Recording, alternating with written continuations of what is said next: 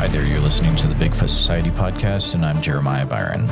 Every week I talk to individuals who have experienced Sasquatch in some way or another, so you won't want to miss an episode. Make sure you're subscribed on the platform that you're listening to, and share this episode with a friend. It does not cost a thing, and it helps the show continue to grow. If you'd like to hear Bigfoot Society episodes early and ad-free, you can do so by becoming a Patreon supporter or a YouTube channel member. Links to those are in the show notes. In Bigfoot Society, I've taken far too much of your time so far, so let's get on with the show.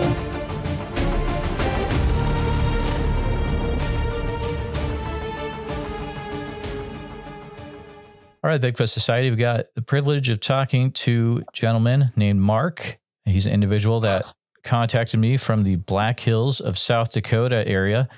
And how's it going today, Mark? Things are going well. Thank you.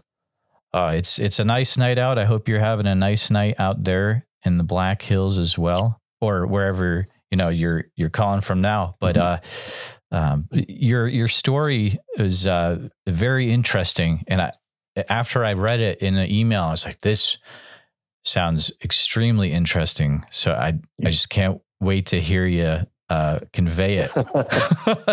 Yeah, sure. Right ahead. It is.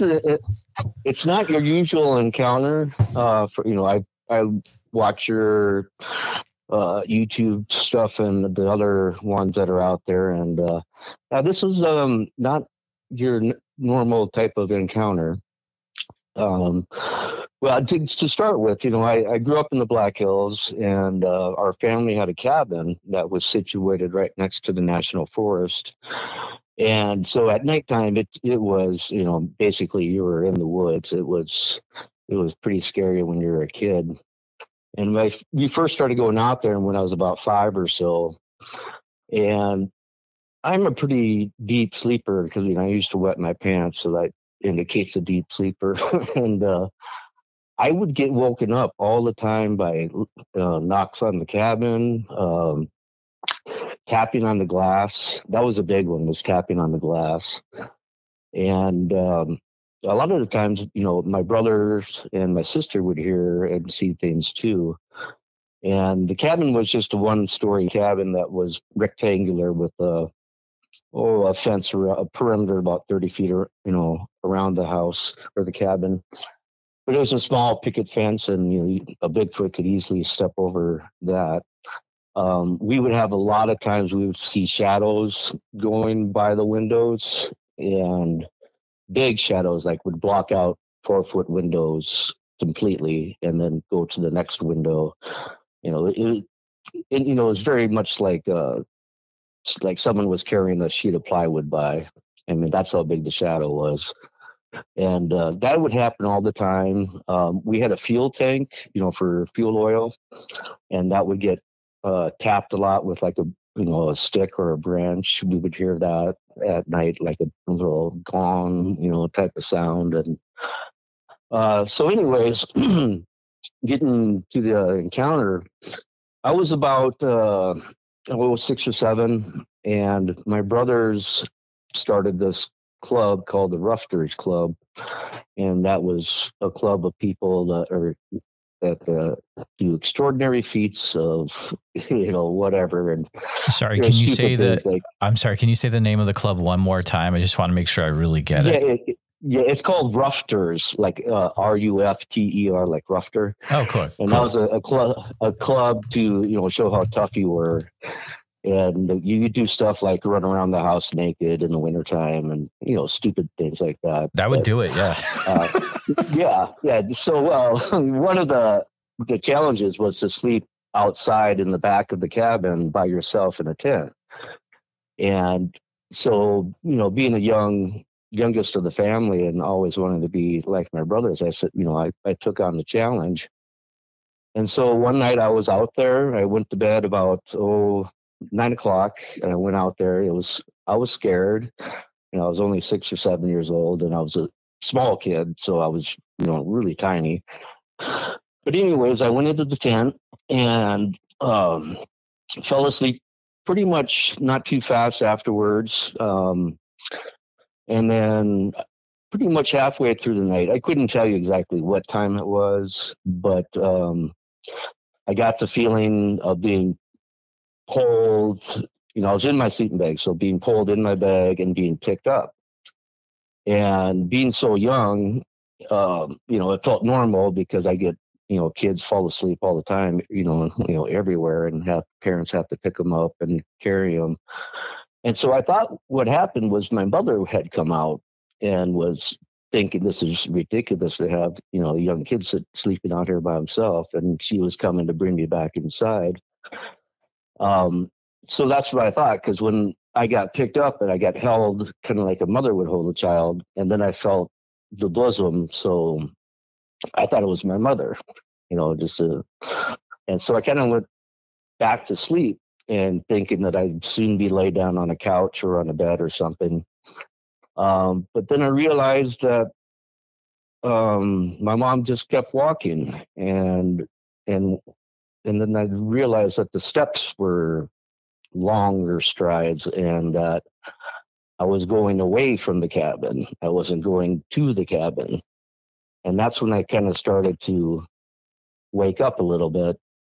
And my guess was I got carried about 75 yards into the wood line, into the woods. And I could tell I was in the woods. I could hear the debris under the feet, and I could see the trees. I couldn't see the Sasquatch because the sleeping bag, I kind of slid down in the bag and I couldn't see it, and I couldn't see or feel any fur or anything, but I was being held firmly. But I could see the trees, the tops of trees when I looked up.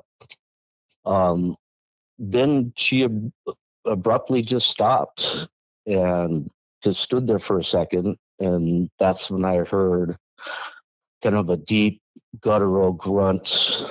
I don't know, it was very sharp but deep. You could feel it. It had a heavy tone to it, and then she made a noise. I didn't really get the noise. It was something I never heard before, and then all of a sudden she turned around, and well, before that, I did hear the other one approaching, like coming closer to her, and no other sounds were made. But then she turned around and walked back to the cabin and put me back in the tent. And I was still in that zone of being halfway asleep and halfway awake and kind of not knowing what was going on. And I kind of just fell asleep again.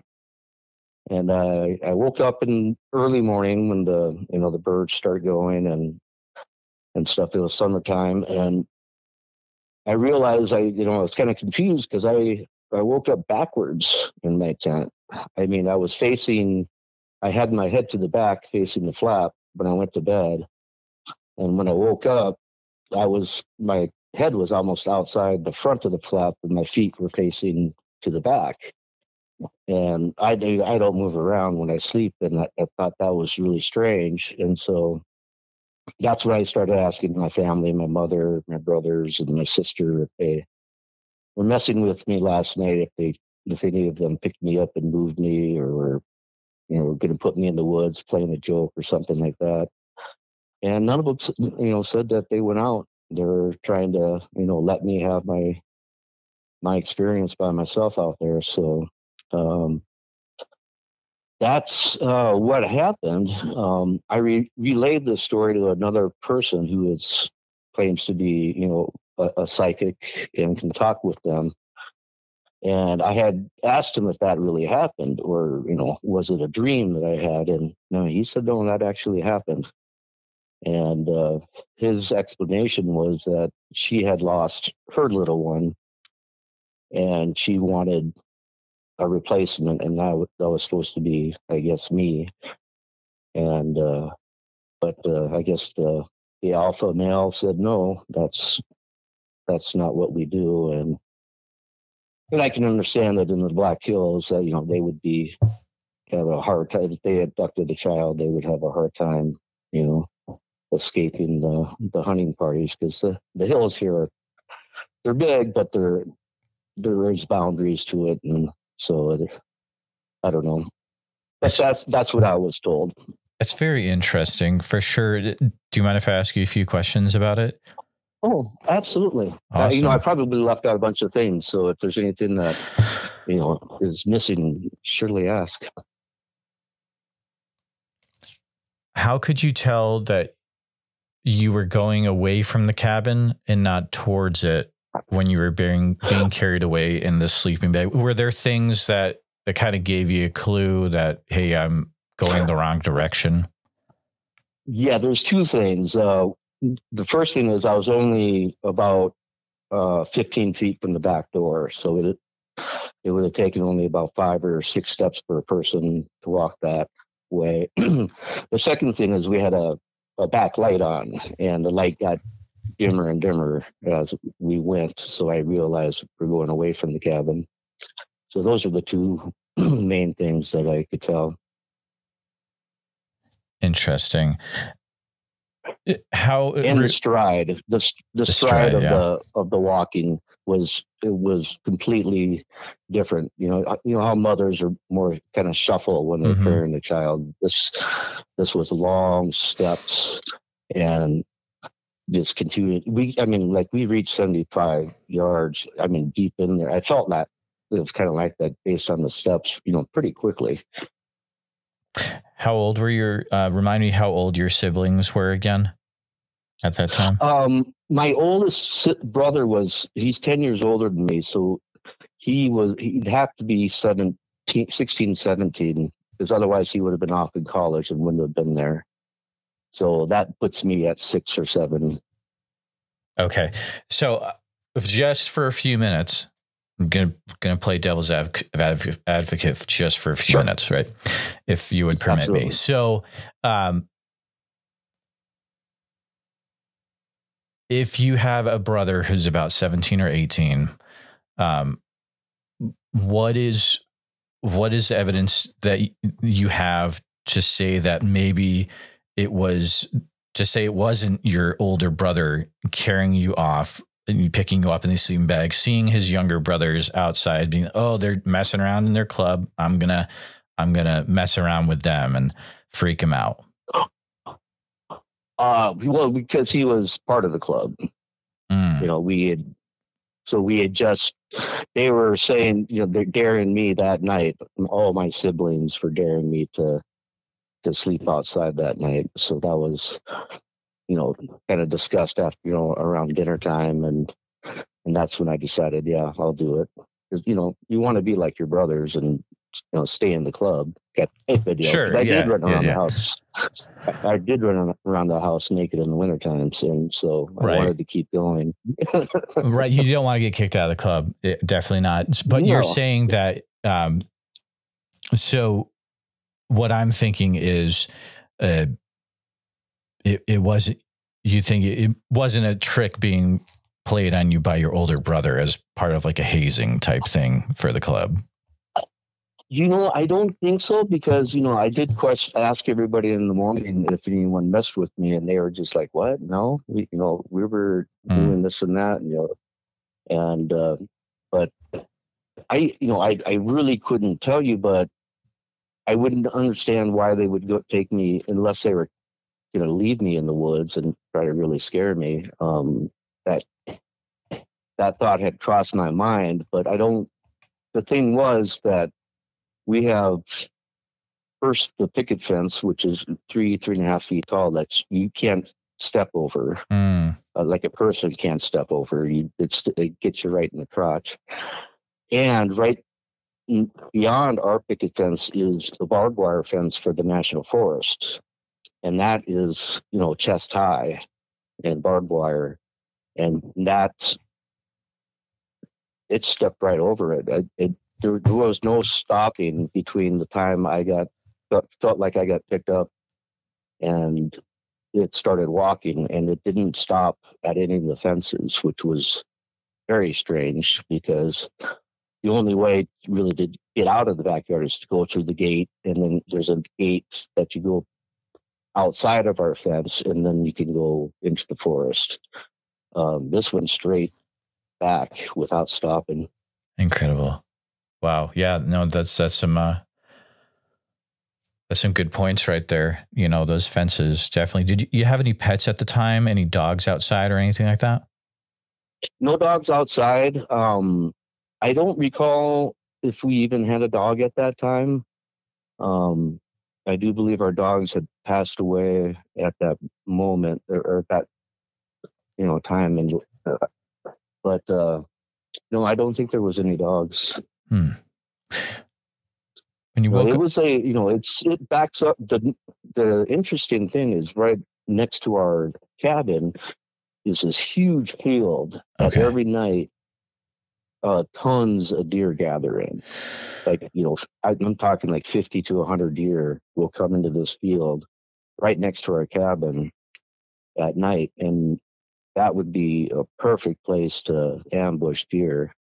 Is when we were older and, hunting age, we would always shine a spotlight out there from our cabin, and they would just be, like I say, tons of deer. Oh yeah. I mean, you've got the equivalent of a Bigfoot, food court at the mall. If you've got 50 to 100 deer and then they look over and see you wrapped up in a sleeping bag as a little burrito type appetizer, or well, let's not say that. Well, or whatever they thought, maybe they wanted to have a young, human pet or something. I don't know. Who knows? Who knows? Yeah, what Bigfoot I've heard of, them abducting or kidnapping people, the old Indian tales. And what is that one guy, Joel somebody Osman or something? It is the Albert Osman story. Yeah. Where Albert Osman. Yep. Definitely. Yeah. But mine was, similar in that I was in a sleeping bag, but this was different where I was, like, the mail said no, where he was taken actually by the mail. So it was a kind of a different kind of deal.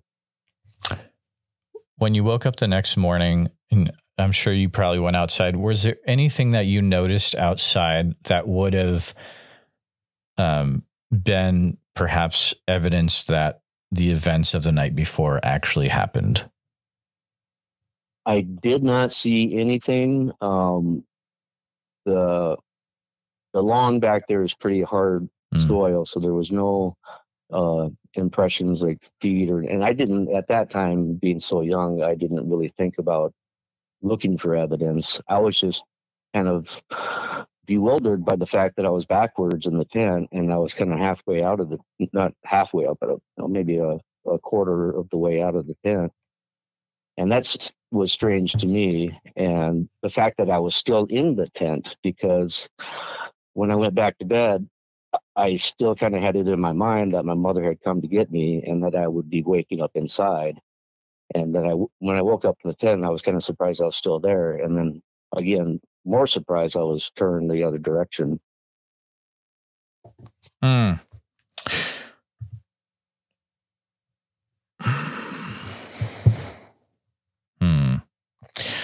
There's a question I'm contemplating to ask. As a journalist, I think I'm going to ask it. You mentioned how you said as you were being picked up, or you were held, and you don't have to get too descriptive, but you said, is it just like you said you felt the bosom? Was it just like you could tell the shape through the sleeping bag, or? Well, it's that feeling, when, my mother is well endowed, and whenever she would pick me up, that softness of that, of the chest, because my brothers would pick me up and stuff when I would be sleeping, like in the living room and stuff. And you can tell they're strong, muscular, they're bony, and you can tell when it's your brother picking up. But when my mom does it, she holds me, with her hand behind my head type of deal. And, she always squishes me in there. And that's what I felt, that type of, softness when I got picked up. So that's why I thought it was my mother. Interesting. You had said, you mentioned it really quick in the beginning of the story. You said your brother and sister would experience things as well. You were talking about how, you had experienced things. What kind of things were they experiencing, if you remember anything about that? It's the same things that all of us did. We would see figures in the window, um, shadows, the knocking on it wasn't knocking on the glass. It was more like a finger, like a tapping on the glass sound. And that would happen all the time. And the thing was, we only went out there usually, once a month. So we weren't out there a lot. So I think they kind of looked forward to it. Like every time we showed up, it was kind of something for them to check out, because they were probably there anyways for the deer.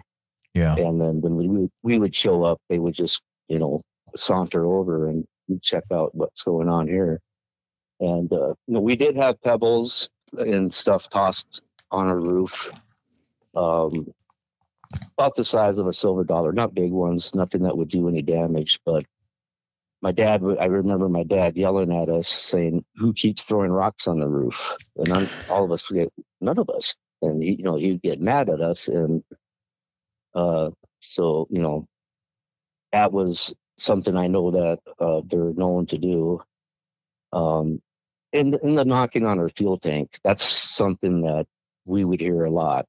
And it's weird to hear that noise in the middle of the night because, there's nothing around it. So there's no tree branches that could fall on it or anything like that. And absolutely.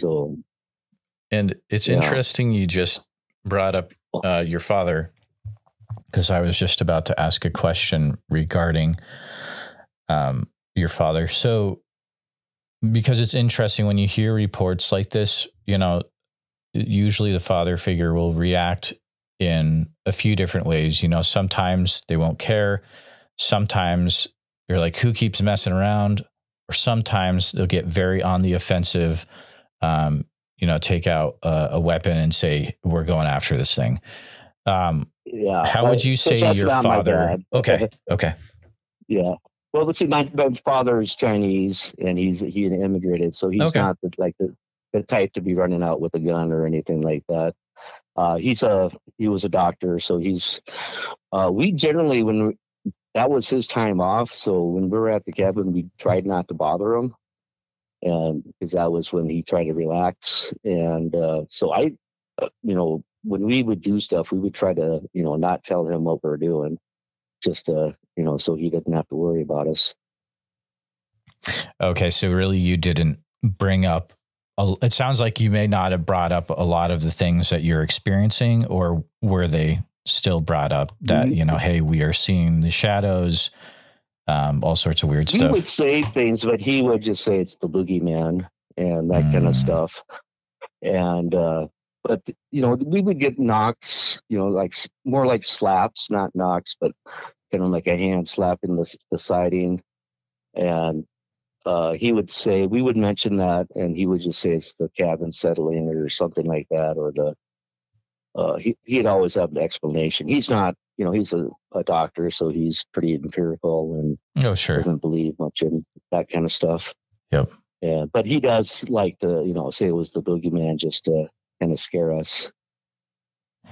How did your mom react? I'm sure you may have, it sounds like you told your mom a few things. Yeah.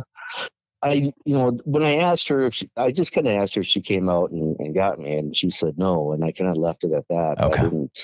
That's when I went to my brothers and asked if they did it. And no, I didn't really say much more about that because I wasn't, I'm still a little kid at the time, and I'm not sure how to process exactly what happened. I'm still kind of, I was hazy when it happened, and so I can't, say. I mean, I wish I wasn't in the bag so I could tell you for certain that yes, I was held by huge hands, and yes, I was pressed against her, and I got a close look at the face and all that. I wish that did happen, but I didn't see anything. But I do know that I was carried away, and that I was carried away easily, and that was, but no one struggled, no one, like it said oomph or anything like that when they picked me up. I was just picked up. And so, wow. But, after that, we did, continue to see the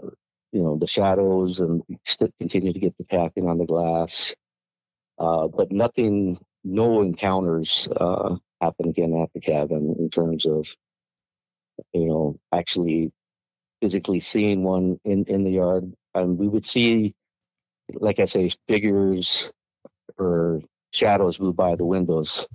It was just a one-story cabin, so you could just walk around the whole place and look inside any window you wanted.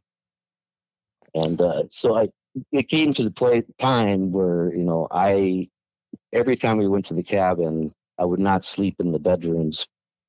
I would only sleep in the living room, which was the most interior room in the house that was away from all the windows. That's the only place I would sleep after that.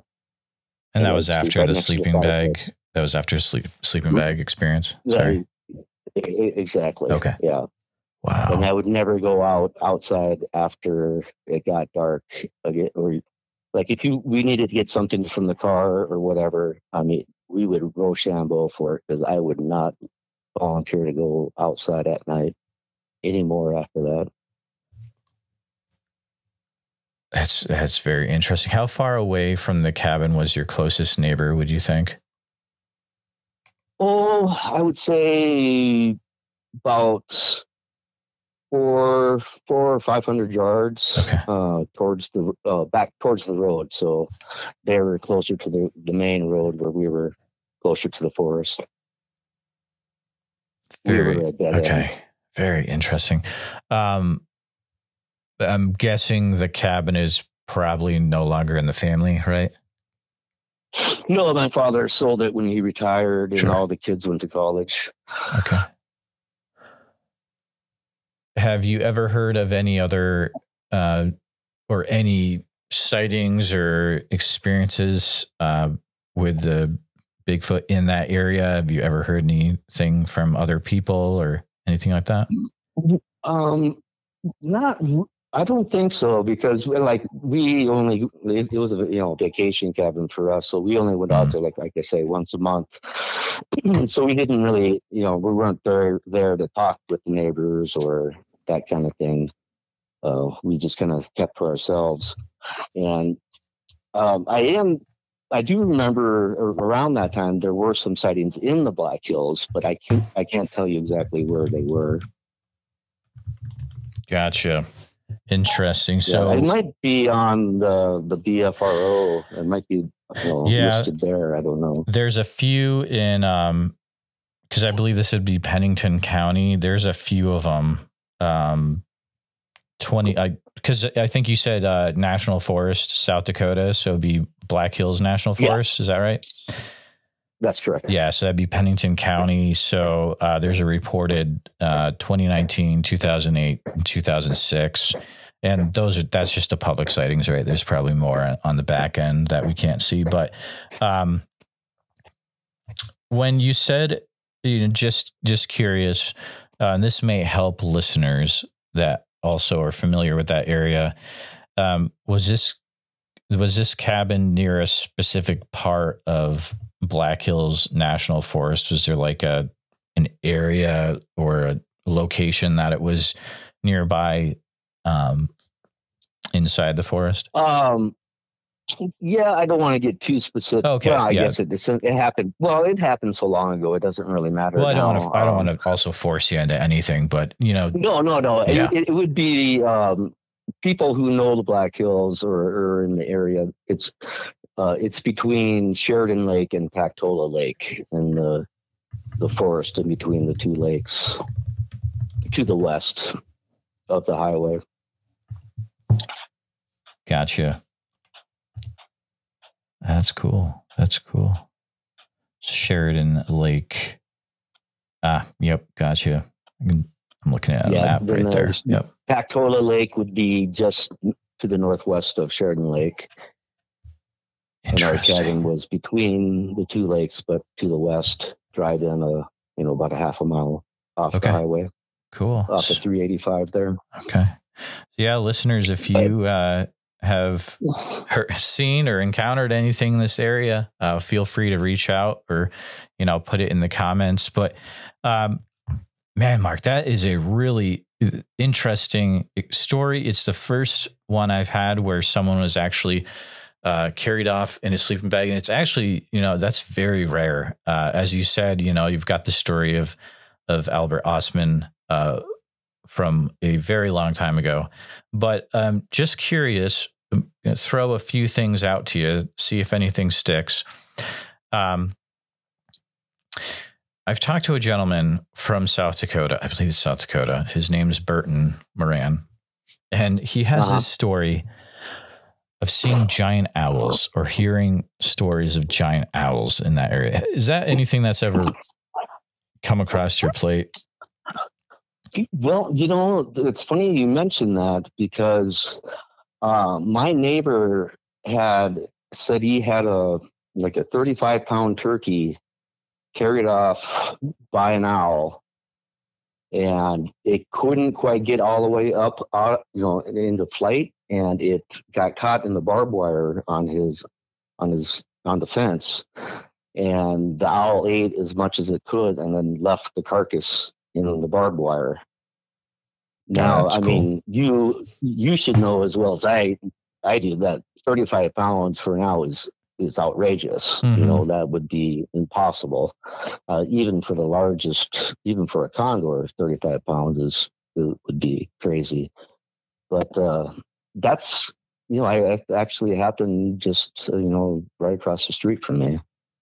Oh, wow. Yeah, that would have had to been a pretty big creature to... Yeah, and it'd have to be huge. And because I know that, turkeys get really big, and especially a tom, and it was his tom, and I think it was like 7 or 8 years old, and he said it was 30 to 35 pounds. And I have turkeys too, and, my turkeys get up, well over 25 pounds. And so, yeah, that's something that, that's very recent. I mean, that's within the last few years here. Oh, wow. That I've lived here. So I've only been at my spot here for about 5 years, and my neighbor told me about that. Sure. Could definitely be something going on. Keep an ear out. If you ever hear anything weird from that neighbor again, you know who to talk to. But another, thing I always have my ear open for, and so I'll bring it up just in case. In your area, have you ever heard anything or any sightings regarding like a dog man or any creature, like canine creature on 2 legs or anything that looks like a hyena at all? No, nothing of that sort. No, there's the Black Hills, we have only white-tailed deer. We have mountain lions. We have enough mountain lions that we actually have a hunting season on them, so there's quite a few of them. We have maybe 1 or 2 bears that have recently migrated into the hills. One came from Minnesota and one came from Wyoming. But yeah, I've never heard of anything of that sort happen here. We have coyotes, of course, but yeah, nothing of a dog man. Very, very interesting. Mark, this has been a cool conversation. It's a story I wasn't expecting to come across in the email, but I'm glad that you sent it my way. Last question before I let you go. And I know, you weren't able to really see the creature at all, but it's just something I ask. When you look at Bigfoot, or you're thinking of, what happened, do you picture this creature as being, or let's say, how do you describe the creature in your mind? Maybe more ape-like or human, or how do you, what's the resolution for that in your mind? Well, yeah, the fact I didn't have a sight, actually see the creature. But since then, I've delved into the subject. I've checked out everything, and read pretty much everything that's out there. And I do believe it's a living creature, flesh and blood like we are, because of the fact that I was picked up. I don't think there's anything really supernatural about them in terms of I've heard of being able to disappear and that kind of thing. I do believe that they have that they are a genetic mix of human and another animal.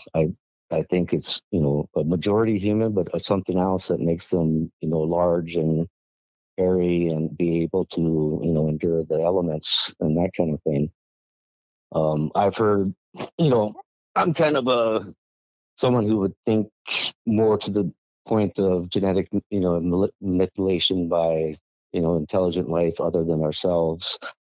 And at times I think that we were genetically engineered because of the fact that how we've shown up and just progressed so fast that it seems to be kind of an experiment. I do know that there are, the kind of the shift topics, that there are aliens. I've seen them. I've interacted with them. So anything's possible out there right now, and you can't really understand. But I've read something about them being bred or a cross between humans and what was it? A giant, like a Nephilim type thing. Yeah, but it wasn't Gigantopithecus. It was a like a giant wombat type thing. Oh wow, is what it was. Okay. Well, a giant lemur. Oh is wow. What I read that they bred humans with, and that's how they got Sasquatch. Interesting. And yeah, it is an interesting thing, because if you look up a giant lemur, they were huge. I mean, they were over 10 feet tall and they were big, and that would account for the size of these things. I couldn't tell you how tall this thing was, but based on the shadows and that kind of thing moving around the house, they would have to be well over 7 feet tall, because they would cover the top of the windows when they walked by. Sure. Was this in this remind me, was this in the 70s, 80s? What time frame would this have been? This would be in the 70s. Okay. Yeah, because it'd be like mid 70s. Oh, okay, cool. Yeah, a lot of crazy stuff happened Bigfoot related around that time frame all over the place. So I would not be surprised at all. Yeah. I don't know if you are up for going down that road, but you did allude to that you have seen aliens and stuff like that. Anything that you're whatever you're comfortable with. I wasn't going to really say too much about, but because it does involve Bigfoot. Okay. I will delve into it a little bit here. I had moved back.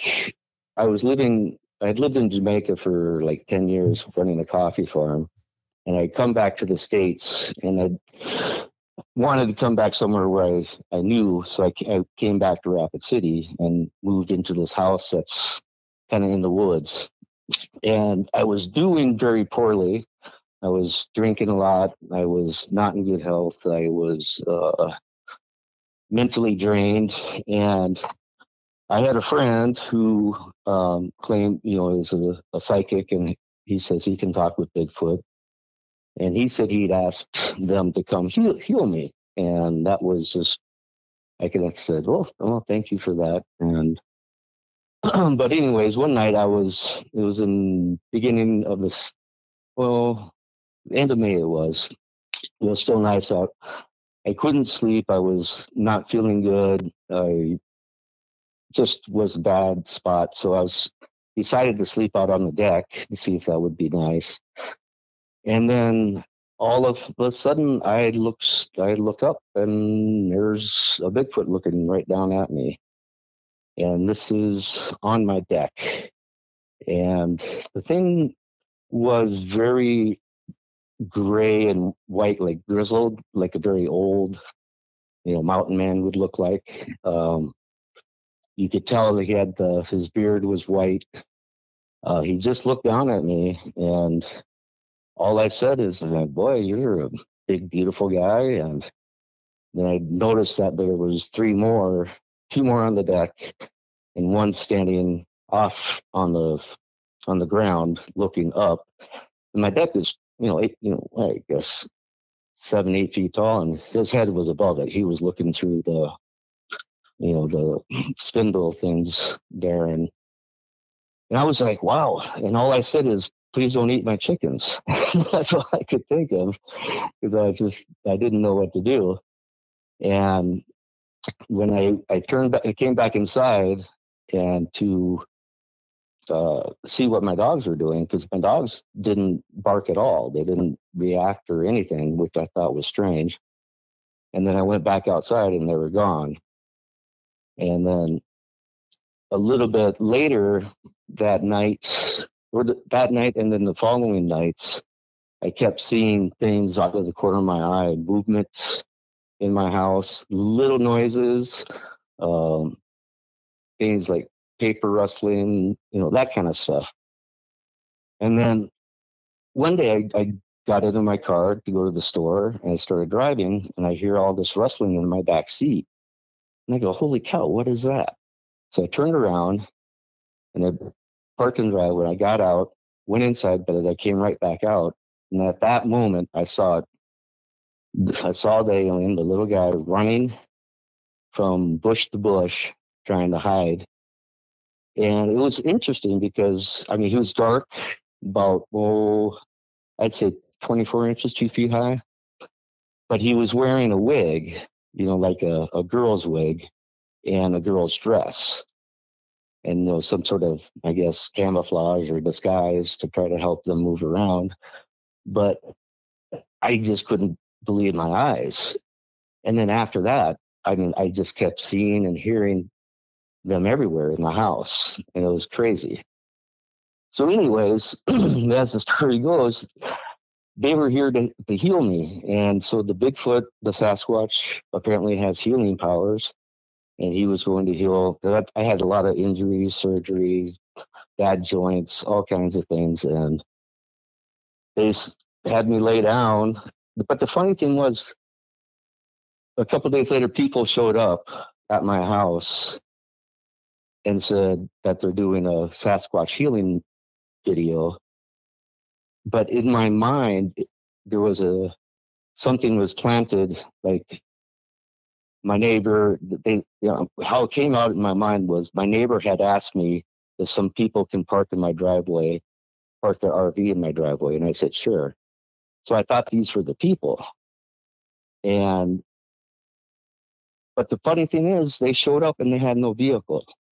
There was no vehicle in the driveway. And they would leave the house and just disappear. Like there was no camper on I have 6 acres of land, and there was no camp. There was no nothing. They'd just show up, which I thought was really weird. But anyways, when the healing came, I lay down, and these little guys, they had a little timer.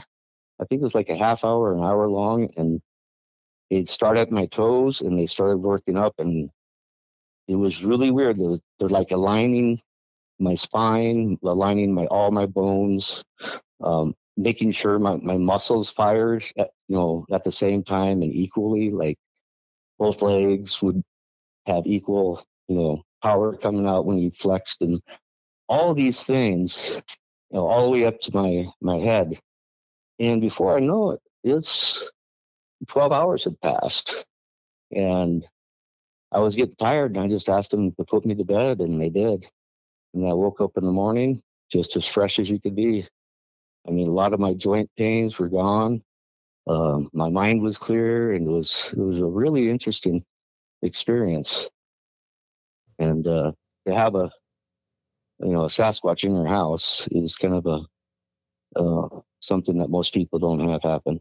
Yeah, I would definitely say so. That's not a normal occurrence, but very, very interesting. When you woke up the next day, besides the fact that you were feeling great, was there anything evidence-wise that would have proved to you that they had actually been there? Yeah. Well, when the Sasquatch came in, my house is an A-frame, so there's some areas that are very, like the ceiling is low, or like the hall or the stairs are kind of tight, and my drywall was broken, and it looks like his knee or something hit the drywall and broke my drywall. And so I don't want to fix it. I kind of want to frame it, but I was downstairs when it came in my upstairs, and I heard it walk through my house, and it was the heaviest steps I've ever heard. I mean, there's no way a person could make that. Not even if three people were stomping at the same time would they make the sound I heard when it came inside. So it was very interesting, and he was only here for one night. I mean, like 2 nights, counting the first encounter when I saw him on the deck, and then the following day. But the little guys, they stuck around for several days, and they would do like adjustments to whatever they did to me. Like whenever I'd sit in the chair, they'd ask me to put my hands down to the side, and they would come up. The rule was that the people that came with them was you cannot hear them talk, and you cannot look at them or see their, see them. Those are the two rules. And so, I followed the rules because I was very grateful for what they were doing. But so when I put my hands to the side, they would start touching, and it was kind of like that ET moment. As soon as they would touch you, you would feel a definite energy, and it was I described it as a pure white energy, like love and goodwill. It felt very good whenever they touched, and so I'd ask them to touch my finger a lot, and they would do that. And then one of them became kind of a friend, or kind of liked me, and he would like jingle a bell, kind of like a little bell that you would have on a dog collar, one of those little ones. And then I would jingle my keys, and then he would jingle back, and we kind of played a game. But other than the time that I saw him outside the car, I never did see them fully inside my house. They would always be super quick. I don't know how they did it, but they're fast. But the thing was, I was downstairs. That's where I was living at the time. And the staircase was right behind me, and the stairs had one of those creaks in it. So one of the stairs, every time you step on it, would creak. And whenever I would feel something behind me, I would turn real quick, and then I'd hear that creak as it was running up the stairs. And that was, that's when I knew for sure that, I wasn't, making, things were real, because of the fact that nothing was there. There has to be weight on that step to make it creak. Sure. And what time, like what years would have this happened in? Well, this was about 5-6 years ago. Okay. So not that long ago. Okay. Yeah, it was fairly recent, and I still have very vivid memories of everything that happened. I mean, down to the minute on some of the things. And it's very interesting how they can put, thoughts into your mind and memories into your mind. And then you think they're real, because I asked my neighbor, did you ever talk to me about friends? And he said, no. And that was, kind of odd, because he said that in my mind, it was planted a memory that someone from his friends from Alabama were coming. And then I asked these people, and they said, yeah, we're from Alabama. So, everything was kind of weird. Like they searched my mind, and they came up with a story to plant in there to explain why these people would suddenly appear at my house. That's very, Very interesting. Would you think of, if you had to choose one or the other, would you think of them more as Sasquatch or as aliens? What do you mean by that? So you mean that Sasquatch? You would say are aliens, or the ones that you encountered there? Would you say they're definitely Sasquatch, or they were? Well, the Sasquatch were Sasquatch, and the aliens were. I mean, they could talk to me, psychically or whatever, telepathy, and I asked them questions, and they would answer, and I would ask, are you guys extraterrestrials? Is that why you're so small? And they would answer yes, that kind of thing. Or they would tap on my hand or something. They would respond. And so they were, here to help me. And I don't know if it was because my friend asked for it or whatever, but maybe they have a plan for me later on. I don't know. But it was something that I didn't expect. I no longer have to go in the woods and search for them because one was I looked at one right face to face on my deck. The facial features are pretty much what you see on, online, and that were just kind of you mixed up all the different, variations people come up with and just came up with one. That's pretty much what it looked like. Very large, very covered in hair. Face does not have hair on it. It's I didn't really see the head. I mean, the top of the head. I mean, because it was dark. It was my light was inside, was on inside, but I was on the deck. There was no lights on because the other ones were just figures. I couldn't make out anything on the other ones. They were dark, dark color. So they're either dark brown or black. And I couldn't see anything other than their shape. But the one that was just standing, right in front of me, he didn't make any noise. He didn't make any gestures or any movements. I told him, please don't, how cool he is, and please don't eat my chickens. I went to check on my dogs, and like I said, I came back and they were gone. That's very interesting. You said this also happened in South Dakota? Yeah. Okay. Yeah, this is in South Dakota. This is, right outside of town. So gotcha. Right outside of Rapid City.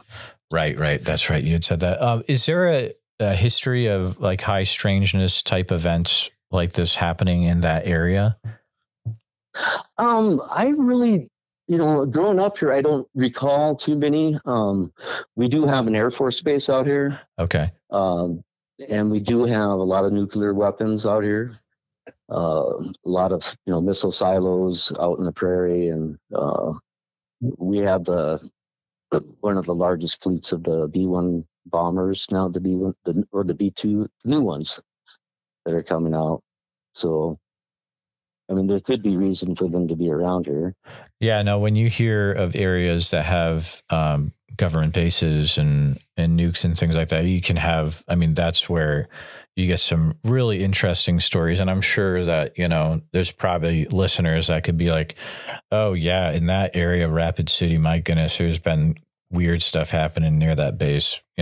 Guys, feel free to share those in the comments, or you can send it to my email if you need to be safe when you share whatever you got. But Mark, this has been a wild conversation, and I think it's definitely going to lead to some memories coming out in people's minds that are hearing this. So I appreciate you sharing it, sir. Yeah, it's no problem. It's, something that's, a lot of, I tell people every now and then, I don't really tell them the details. I just tell them that I believed in it and that I have no reason to doubt it. And then if they want to delve into it, then I'll tell them more. But that's about all I do. Absolutely. Well, if anything else interesting happens in the future, feel free to reach out. You can always pass on my info to anyone you run into as well that's had stuff happen. But thanks for hanging out tonight, Mark. Yeah, no worries. You have a good night too. You too, sir. All right. Take care.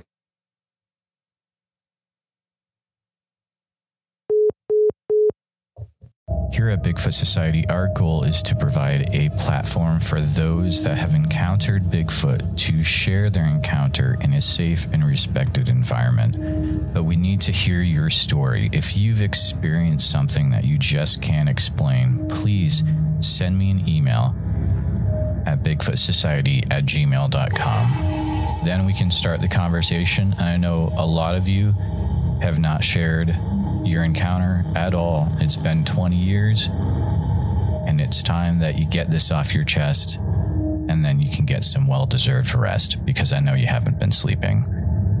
I understand what you're going through, and I appreciate every one of you listening.